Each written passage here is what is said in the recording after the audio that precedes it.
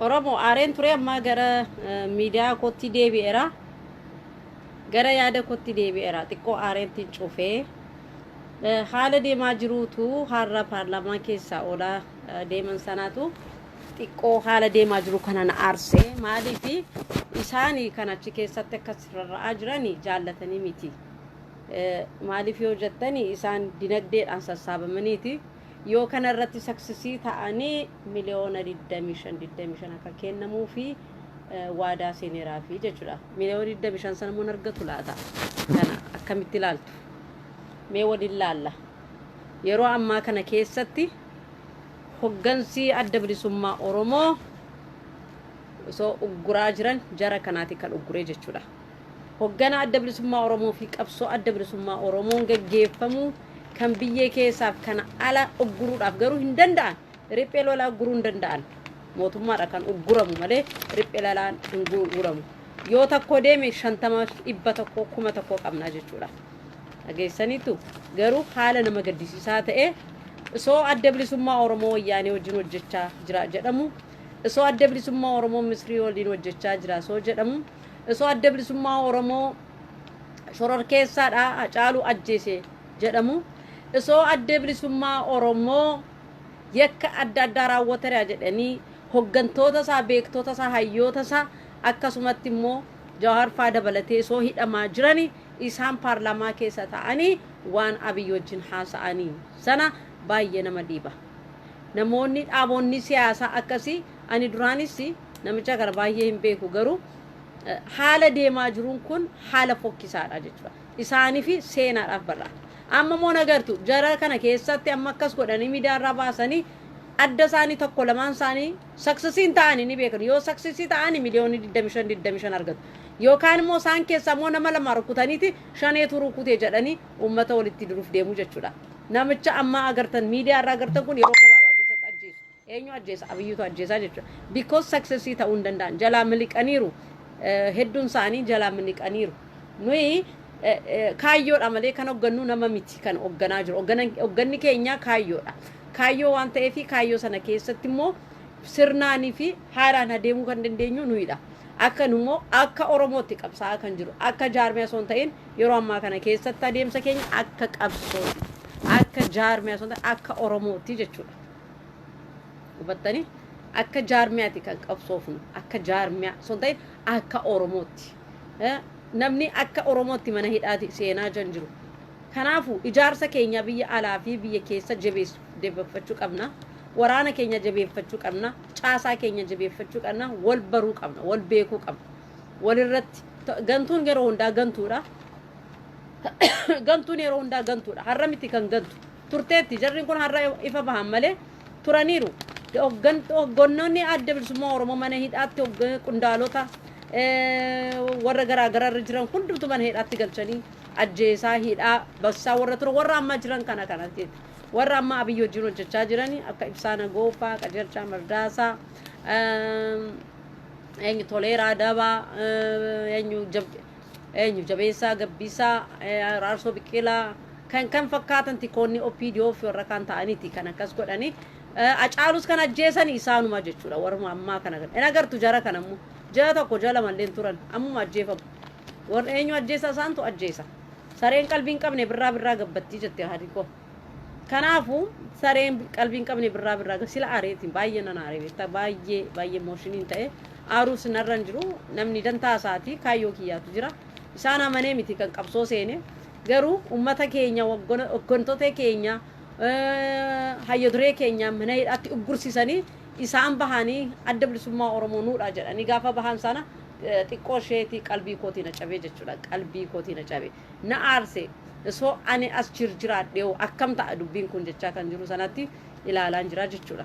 So haala kana keessa waan jiruufi nuyi uummanni Oromoo gamaaf gamana kan jirru duraan malannee waraana keenya jabeeffachaa jirra. Jaruma ammaa kana agartaniitu shiftaa jedhanii waraana keenya irratti ittisa raayyaa itti bobbaasanii uummata keenya irratti abidda bobeessaa turan. Waraanni keenya karaa barbaachisaa ta'e soosoo akka hin dandeenye kan godhaa turan warra kanaati jechuudha. Hedduudha jiru biyya alaa kana keessas jiru hin bahu turanii hin bahu. Seelii isaanii biyya alaa kana keessatti dhabamsiisuu qabna. Seelii isaanii biyya alaa kana keessatti dhabamsiisuu qabna. Agartanii seelii isaanii biyya alaa kana keessatti dhabamsiisuu qabna. Waan gochuun irra jiru ijaaramuudha akka Oromootti ijaaramuudha. So ijaaramne hogganas nu keessaa ba'a. Jabaanis nu keessaa ba'a, laafaanis nu keessaa ba'a jechuudha. Kanadha kan gochuu dandeenyu yeroo ammaa kana keessatti Rufaa'il akkamati fayyaadha. So yeroo ammaa kana keessatti kan gochuu dandeenyu gantuun yeroo hundaa gantuudha. Gantuun yeroo hundaa galteedha. Isaan amma dinagdeedha. Maaliif waggaa dheeraan dhuguma jara kanatti hin faradu. Waggaa dheeraa yeroo duraan isaaniiti jireenya laaluu isaanii waggaa dheeraa rakkataniiru hojjetanii waan qabanii ala bahanii akkasitti kunoo qabsoos wallaalanii akkaataa uummata geggeessanii hogganummaa kanatti ilaannaanis hogganummaa kanatti ilaalanii ganuu jalqabanii ani kan arge yeroo darbe maali argaan ture namoota tokkootu fincila yookaan immoo ONN irratti gochaa turan fincila ONN fincila miidiyaa irraa ture amma moo fincila adda bilisummaa Oromoo irraa dhufee jirta fincila miidiyaa torban lama torban sadii as keessa dhufanii shaakalanii fincila faa hin fincilu miidiyaa kana faa fuudhanii buqqisanii bahaniiti miidiyaa mataa isaanii godhatanii akka qabsaa Oromoo fakkaataniiti as keessa naanna'aa turan hin beekna isaanis namoota hedduu akkasiidha garuu wanti kun akkas miti Oromoo qabsoon goonuun kun qabsoo sabaati malee qabsoo dhuunfaa miti yaa jarana yoo dinagdee maallaqa barbaadan nagaafadhaan isinii kenna akkasitti ofirratti burjaajeessitanii ummata burjaajeessitanii dhiiga gatii malee wareegaman taane nun kaffalchiisina wareegaman taane yeroo ammaa kana keessatti alaaf keessa Oromoon tokko ta'e wal dhaggeeffate hiriira mormii isaatii deemsisee mootummaa kana jigsuudhaaf yerootti ka'u sana isaan immoo as keessa biqilanii bahanii nuyi hogganadha ibsa jennoo baasna wajjin ibsa jennoo maalitiin naa baasa hoggana keetii mana hidhaa jira jaallan kee mana hidhaa jira raarsoo biqilaa sitti maan jira jabeessa eenyu jabeessa sitti maan jira warra achi keessa jirtan warra hogganummaa wallaaltanii hojii dhuunfaa keessan illee jiraachuu warra hin dandeenyeeti jechuudha yeroo ammaa kana keessatti nuyi in tajaajiltu jenneeti kana jirti si ilaalaa turre malee si ilaalaa turre karaa fagootti sina biyya keessa jirta yoo gantanis yoo jiraatanis yoo imma keessan jenneeti kan deemaa jiru garuu gaaga amaa ummata keenya ammallee ibsaa nagoon nama shan qabsiisuudhaaf akka kororfattee like sagantaa godhattee jirtu maqaa qabattee jirtu sana hin irraanfatiin namni isin jedhu hin jiru so maqaa dha'u miti Oromoo warri kun gantuun yeroo hundaa gantuudha leencoon isin ganee dhaaba biraa dhaabe abbaan aggaan isin ganee Kamal galchuun isin ganee dhaaba biraa dhaabe hundumtu ganan garuu gananii qabsoo kana achi siqsisuu hin dandeenye yookaan immoo dhaaba mataa isaanii ijaarratanii ummata kana jabaatanii kaayyoo isaanii qabatanii sirnaan barsiisuu illee hin dandeenye Oromoo addaan qoqqoodanii ati Baalee ati Harargee ati Shawaa ati maal jedhaniiti sagantaa adda addaa ummata Oromoo keessatti dhangalaasanii ummata Oromoo burjaajessaa bahan wanti kun fafadha jechuudha ummata Oromoo akkas ta'uusaa hin malle ummanni Oromoo they don't deserve to akkas ta'uusaa deserve hin taane ummata Oromoo nuyi deserve hin taane kana gochuudhaaf maaliif addaan qoqqoodamna Oromoon tokkodha Oromoon bahaaf dhiyaa kaabaaf kibbaa tokko akka Oromootti qabsaa'uun irra jira amma booddee gara fuulduraatti yeroo hundaa isin jechaan jira dhaaba miti kan qabdu kaayyoodha kaayyoo adda bilisummaa Oromoo bilisummaa ofii keetiin labsuudha bilisummaa mataa keetiin lallabuudha bilisummaa mataa kee mirkaneeffachuudha gaafa abbaa biyyummaa keetii gaafatamte sana sirnaan akka deebisu humna qawweedhaan kan sirraa fudhate humnaan deebisuu akka dandeessu kana irratti walii galteedhaan uummata Oromoo kaayyoo tokko irratti hiriiree jabaachuu dandeessu ilaala Eertiraan akkatti ijaa jira ilaala uummata Tigraay maal akka hojjechaa jiru ilaala hojjechaa jiran yeroo ammaa kana keessatti biyya isaanii irratti qe'ee isaanii irratti waardiyaa ta'anii jiru waardiyaa biyya isaanii eegaa jiru nummoo lammii keenya dabarsinee kennaa jirra lammii keenya haqa keenya qe'ee keenya irratti qabsaa'uu dadhabnee jirra hojii hojjechuu dadhabnee jirra wal nyaachaa jirra fuula keenya amma somba fakkaatutti aariidhaan keessa keenya gubachaa jira irriba nu dhabsisanii jechuudha haala kanaaf waan jiruufi hagga haala nafxanyaa fi Oromiyaa keessatti itti deemaa jiru gabbisaa jirra jechuudha Oromoo kana gabaabsuu qabna kana gabaabsine biyya keenya ijaarrannu Oromoo biyya keenya ijaarrannu Oromiyaa haa ijaarrannu har'a Abiy dhufeeti qomoo dhibe warra akkasii likiskisii akkasiif isaa walitti fuudheeti kan nurratti gabbisee asitti nutti bobbaaseeti ajandaa adda addaa nutti kennu miti nuyi ajandaa gantoota fudhanneeti hin deemnu ajandaa gantoota Oromiyaa keessa ta'e Oromoo irratti hin hojjetu kana gurra qabachuu dhabna har'a hidhamtoota hiikamanii jira hidhamtoonni kan hidhaman Oromoo waan ta'aniif malee dhaaba biraaf yookaan jaarmee kana keessa waan jiraatanii miti Oromoon kana hunda hubachuu qaba hubanneeti qabsoo keenya jajjabaan isa maayyi irratti gochuu qaba irgumaa isin itti maan jira baay'ee frustration ta'een jira baay'ee nama gaddisiisa dhaggeeffadhaan isin itti maan jiru so nuyi as keessatti kan iyyaa jirru iyyuma soon ta'in gaafima Oromoo sana maaliidha Oromoon waan gaafatu beekaayi Oromoon waan itti qabsaa'u sana beennaayi moo maaliidha Hacaaluun ajjeesan Hacaaluun yeroo hunda garaa keenya keessatti laphee tuffii Oromoo agarsiisa Oromoon tuffatamuusaa agarsiisa in tuffatamne Oromoo in gatamne Oromoo kana caalaa Hacaaluun ajjeefamuu jechuun aktivistiin amma Jawaar mana hidhaa keessatti torban ja'a meeqa ja'a tokko ta'uuf deema amma ja'a tokko hidhamuu jechuun maal jechuudha biyyatti dhalatee keessatti biyya isaatiif Oromiyaa waan dubbateef Jawaar kan hidhame waa'ee Oromiyaa waa'ee tokkummaa Oromiyaa waa'ee Oromiyaa akkatti ijaarran isuma ammoo Itoophiyaa keessa jiraanneeti akkatti ijaarran kan hidhame Oromoon kana hunda hubachuu qaba kana hunda mata duree godhateeti yookaan immoo ajandaa mataasaa godhateeti hoomworkii fudhatee qabsoo isaatiif hininsuu qaba qabsoo keenya kan hadhaan deebisnu hadhaan fudhatame hadhaan deebisuu qabna ila tokkummaadhaan Oromummaa keenyatti lallisnee waan hundumaa cinaa dhaabbanne hawaasa keenya bakka naannoo jirrutti hundumaa jabeeffannee dargaggee qarree fi qeerroo ayyoo fi ayyee walitti qabnee kana hunda irratti hojjechuu qabna Oromoo akka laayyootti miti kan deemaa jiru kun digumsa Oromootti kan deemaa jiru sirna nafxanyaa fi sirna geebiyye keessatti lallisuudhaaf kan deemeeti wanti kun immoo gonkumaa Oromiyaa keessatti gonkumaa hin raawwatamu jechuudha kanaafu qabsoo keenya kana irratti itti fufuu qabna jabaachuu qabna jajjabaannee bilisummaa keenya rifachisuu qabna gantoota yeroo hundaa gantuudha isaanii maallaqaadhaaf ganan yeroo ammaa kana keessatti maallaqaaf gananii gantuu yeroo hundaa nu gana kanaafu gantuu waliin immoo nuyi yeroo keenya kan dabarsinu tokkollee hin jiru jechuudha Assalamu alaikum warahmatullahi wabarakatuh. Kan jirta lubbuun akka fayyaa keetti jirta jajjabaa baga jiraatan sin jedha. Yeroo darbe tokko gaaf tokko nama bilchaanii jiran jiraatu akkasii yaadadhu barumsa kaasuu dandeenye deebisee Nabramu deebisee bilbilaatis naaf hin kaasne dalaga makiina bashiftii garaagaraa ta'eetu wal qabeen fakkaata hundaa qophiin jirti fayyaadha kamitti silana guma jedhama jedheetuma jedhee kan jedhu liilii addiseentu bartee namni baay'ee ni hordofatu haasaan kee baay'ee bareeda garuu waqtiitti seenaa hin jirtu sa'aatiin ammaa kun warra biyyaatti keessa warra biyya arabaatti keessa warra hunduudhaaf sa'aatii baay'ee rakkisaadha. Tarii.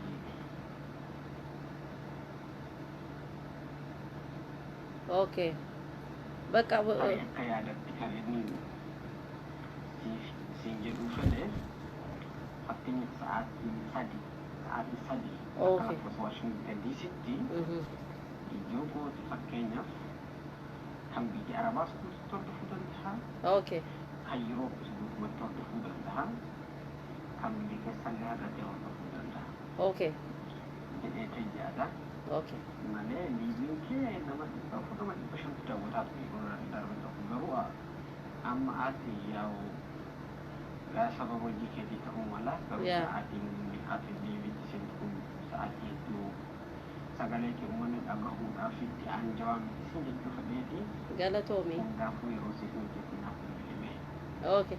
Galatoomi jaallatiyyaa tokkootu dhaamsanaa dhaamaa jira haala liibiitti seenuu taayimii isaatii yeroo isaatii fi baay'ee yeertuudhaan jedha maaliif ani sa'aatiin sadiidha dalagaarraan boo yeroo tokko immoo 11 pm dhaan nan baha jechuudha dalagaarra haala kanaaf kan fakkaatu malee yeroo kootii nan sirreeffadha yoo dhaamsas qabaadheesi dhaamsa kootii sa'aatii 3 irratti booree iftaanii qabadheen adda har'a namni hin jiru kanaafu kana irratti raawwadha yaa jaallan warraas keessa dhageessanii nama 10 taatu nama 10 nama 100 fi yoo dabarsanii dhaamsa kanas gagga'uu danda'a kanaafu kana naan jechaa jiru Oromoo waan adeemaa jiru kanarratti haala deemaa jiru waa'ee gantootaa fi waa'ee gantuuf galtee waa'ee haala Oromoo fi Oromiyaa irratti hojjetu hoggana tokko Oromoo kan moo saba tokko nan hoggana kan jedhu jaallanni isa wajjin qaqqaalii mana hidhaa gure inni paarlaamaa keessa taa'ee kan ani akkasiidha kan ani akkana jedhee kan lallabu kun maal isinitti fakkaata Oromoo kun homoorkii mataa keessan isinii kenna ani kan hojjedhu ummata Oromoo fi biyyaa fi qabeenya biyya kootii fi eenyummaa kootii erga ta'e maaliif jaallan akka kootii na waliin qabsaa'u dararuu barbaachise een jedha maaliif hoggantoota Oromoo mana hidhaa keessatti aktivistoonni artistoonni joornaalistoonni hedduun isaanii mana hidhaatti ugguramanii jiru isaan kan ugguramanii Oromummaa isaanii waan dhugaa dubbatan waan falmatanidha kan uggurumaa jiran jechuudha warra kaan immoo harka lafa jalaan immoo warra kaan paarlaamaa keessa seenanii afaan hin beekne afaan biyyattii sana keessatti itti dhalatan illee hin beekne sanan asi bahanii waa'ee uummatallee ibsuu hin dandeenye waa'ee mataa isaaniillee ibsuu warra hin dandeenye ma diraamaatikiidhaanii abiyyi hojjechaa jiru uummata Oromoo keessa gaaga'ama akkamiiti ilaal siyaasa gaafa gurgurate gatii guddaadhaan gurgurata siyaasaan adda bilisummaa Oromoo salphaa miti lubbuudhaan itti wareegamaa lubbutti kaffalaa jira malee maallaqa doolaaratti kaffalaa jiru isaan garuu siyaasa adda bilisummaa Oromoo abiyyi maaliin bitaa jira maallaqan bitaa jiran miliyoona 25% kenna yoo isaan successii ta'an you never success abiyyi kanarratti gawwaa taateetta adda bilisummaa Oromoo kanaan dura leencoo baatiidhaan 20 itti laattanii isin laannaa yoo adda bilisummaa Oromoo hoggantoota isaa ajjeesisaa yoo jettan sana yeroo sana illee successiin ta'an bara 2004-5 sanatti dhaggeeffadhu yeroo sana Afrikaan jira so arrasi jarsolii ofii isaanillee afaan isaanillee hin beekne afaan Oromoo afaan isaanillee sirnaan yaada isaanii ibsachuu warra hin dandeenye paarlaamaa keessa teessee gaafa nama itti qofachiisu Oromoo guddaa sana gaafa salphisiisu adda bilisummaa Oromoo so gooticha hayyuudhaan kan ijaarame lafeen dhiigaan kan ijaarame sana salphisuun sun kun jaratti amma kana keessa jechuudha so wantan amma deemaa jiru kun Oromoon akka Oromootti xinxaltanii ilaalu waan qabdan kana waan hubattan tokko jirtu jira jedheetiin ayyaada Oromoon waan maal hubanne jarri amma haala amma kana keessa jiran haala amma ummatni Oromoo keessa jiru sana dhiiga dhangala'oo fi hidhamuun ajjeefamuun manarraa gubachuun kun isaanii fi maanariidha jechuudha isaanii fi maanariidha jechuudha Oromoo isaaniif waan tokko miti jechuudha nuuf garuu lubbuun nama tokko miti sammuu isaan saayikoolojikaaliin isaa miidhamuun isaanii nummoo nu miidhaa jechuudha Oromoodhaaf akka Oromootti na miidha akka biyyaatti har'a kaleessa dargaggeessa keenya qabsaa keenya Oromiyaatiyya biyya kiyya hayyu seenaa barate hacaaluu dargaggeessa olaa deema rasaasa waadanii har'a isaantu ofii isaanii ajjeesee ofii isaanii immoo shaneedha jedhaniiti as keessa barbaachaa deemuu jechuudha ragaa akkamii barbaachaa deemu nama akkamiiti kan isaan barbaadan kan ajjeesan yoo isaaniidha teknooloojiidhaaf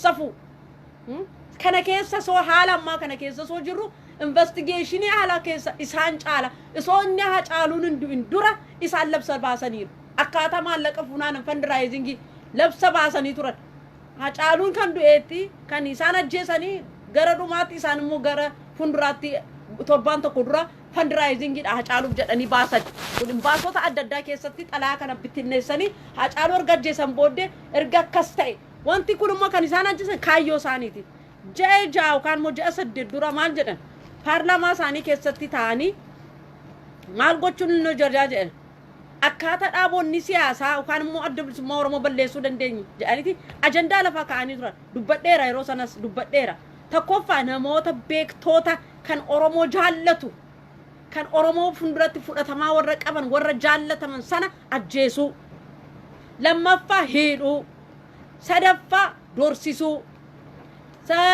afraffaa immoo waajjira Oromiyaa keessas ta'e bakka hunduma waajjira akka hin banne hawaasaa wajjin akka walitti dhufne gochuu jedhanii kun karoorfatanii lafa kaa'aniiru xiyyi kana xiyyeeffata Oromoon kana hin barre garuu nu immoo qabsaa'ota ni beennaa jechuudha adeemsa kan Adi gaafa isaan ugguranii ani kan na aarsaa jiru isaan humna godhatanii humna security fi dinagdee biyya sanatti sana harka waan qabanii fi paartii bilchiginnaa jedhan kun paartii bilchiginnaa paartii ombadee paartii hattuu paartii maafiyaa organizing maafiyaa criminal organization kun Oromiyaa irratti akkasitti hidda saalalisee angoo olaantummaa qabatee kan uummata Oromoo ajjeesuu fi fannisuu hidhuun kan saamuun kun Oromoo maaliif akkatti callisee ilaalaa ture naaf hin galle. Keessattuu warra ammaa kun hogantuun ni jirti warra lafa fudhatee ta'a sinitti ma warra lafa faa fudhatee lafa isaanillee fudhatanii waan mana itti ijaarratanii horii hin qaban. Waan hoteela tokko guyyaa tokko itti bulanii guyyaa lammaffaa biilii isaanii waan itti kaffalanii warra hin qabneeti jechuudha. Kan isaan akkasitti likkiskoota akkasii bilchiginnaan sassaabdee uummata Oromoo salphisiisaa jirti.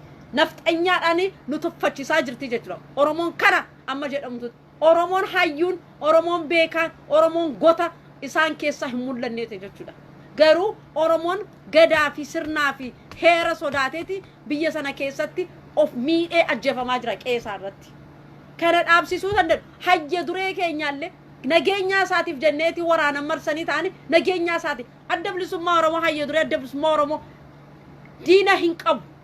Addi hayya duree adda bilisummaa Oromoo Oromiyaa keessatti harka qullaa yoo deeme bilchiginnaa kamne nafxanyaarra kan hafe diina hin qabu. Waan isaan eeganii tokkollee hin jiru mana keessa ugguranii bilbila irraa fudhatanii asimmoo waajjiran immoo poolisiidhaan bansiisanii sakattoosisanii saroota isaa immoo akka walgahii gaggeessanii fonqolchaa yookaan immoo maal jedhani fonqolchaa hayya duree goona jedhanii mi walgahii goona ibsa jennoo baasna. Jaallan isaanii mana hidhaa ibsa jennoo maali ba kan qabsiise kan hiisise jaruma ammaa kanaati. Jaruma ammaa kanaati negotiationii godhee Abiy wajjin kan mana hidhaa buusise kan. Amma isaan bakka isaan jiran illee hin beekamu. Jirtee isaan illee hin beekamu. Hoggana meeqaati kan dhabne Oromoo. Hayyuu meeqaati kan dhabne lafa kana Oromiyaanii ijoollee meeqa nyaatte. Itoophiyaan kun ijoollee meeqa nyaatte. Sirna nafxanyaan kun ijoollee Oromoo meeqa nyaachaa jirti. Maaliif callisneeti kana hundumaatti ilaalla. Yeroo ammaa kana keessatti yeroo ammaa next meeting gaafa goonu wanta amma adeemaa jiru kana wanta amma jedhamu jiru kana atattamaan ilaaluu qabna. Hordofuu qabna hojjechuu qabna kana irratti. Sinitti hima. Mootummaan Oromiyaa keessa taa'eeti akkasitti warra kaan bibbitee Oromoo irratti kan akkasitti irratti bobbaasuun kun dhaabsisuu qabna Oromoo. Dhaabsisuu qabna Oromiyaa jaarrachuu qabna. Oromiyaa harka fudhachuu qabna. Galaana warraaqsa Oromiyaa keessa deemaa jiru itti fufuu qaba. Itti fufuu qaba warraaqsa galaana kun duriyyeen karaa adeemaan karaan duriyyeeni adeemaan diqaalaan Oromiyaa irratti akkasitti uummata keenyaan ficcisu. Kaan taasitti hojii isaatii ta'a hojii dhuunfaa isaatii hojjechuu dadhabeeti taaksisaa lafa dhiiseetii deemeeti kana jechuudha. Kaan gaafa qabsoo kana keessa jira hundumtu korraabtii hojjechaa turan. Oromoon qabsoon Oromoo achi siquu dide. Hayya dureellee hojjechisuu didan. Isaan caalaan hayya dureen beekumsa qaba barataadha bar sammuu isaati umurii isaa deemu malee sammuu isaatiin barataadhaani. Yuunivarsiitii seenee kan barateeti. Akka warra kaaniiti kashlabbee ta'eeti yookaan immoo karaarra deddeema kan dhufee miti. Qabsoo maal akadeemii siyaasaan political science akkaataan deema adeemsa siyaasaa kana ni beeka. Ni beeka. Hayya dureen hin du'e moo kan fonqolchaa irra godhan ofii isaanii marsiisanii ofii isaanii hayyoonni keenya mana hidhaatti gursasanii isaan aangoo irraa fudhachuudhaa fi har'a yeroo akka kan aangoo biyyoo dachi nyaata. Aangoo miti kan fudhatu miliyoona 25 sana moo nyaata teessee in agarta. Miliyooni 25 in nyaattanii. Yoo saksisii taata miliyooni akkasitti yoo ta'e immoo in agarraga Oromiyaa keessatti. In agarra mangisti mootummaan kun hin kufa. Garuu Oromoon immoo bakka isaatii ni ta'a ni jiraata. Mootummaan Oromiyaan keessa jiru kun hin kufa. Akkasitti taa'een hin oolu. Akkasitti jiraatu Oromiyaa keessatti. So haala kana keessa waan ta'eef Oromoo bakka jirutti qabsoofne jabaanne qe'ee keenyaarra jiru sana kan haala qabsoon bilisummaa Oromoo keessatti akkasitti onkuramaa jiru kana onkurree keessa baasuu qabna. Onkuroo mana keessa seenye kana baasuu qabna. Kan mana keenya keessa seenee kana haqsisu xaragu calalsuu qabna. Sodaa tokko malee. Halkan gaarii.